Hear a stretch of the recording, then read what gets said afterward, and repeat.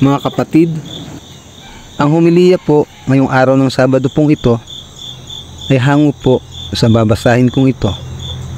Mateo, Kapitulo 9, versikulo 35 hanggang Kapitulo 10, versikulo 1, versikulo 6 hanggang 8. Nahabag si Jesus sa mga tao.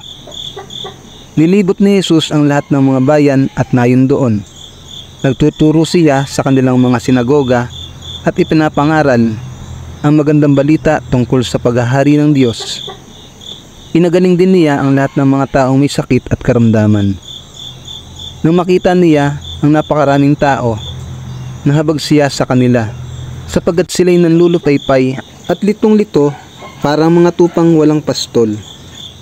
Kaya't sinabi niya sa kanyang mga alagad, napakarami ng aanihin, ngunit kakaunti ang mag-aani. Idalangin ninyo sa may-ari ng aanihin na magpadala ng mga mag-aani.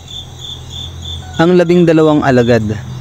Tinipon ni Jesus ang 12 alagad at binigyan sila ng kapangyarihang magpalayas ng masasamang espiritu at magpagaling ng mga may karamdaman. Sinugo ni Jesus ang 12.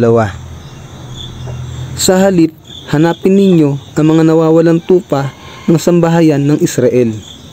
Humayo kayo't ipangaral na malapit na dumating ang kaharian ng langit. Pagalingin ninyo ang mga may sakit at buhayin ang mga patay.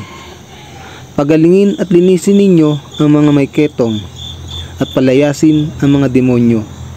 Yamang tumanggap kayo ng walang bayad, magbigay naman kayo ng walang bayad.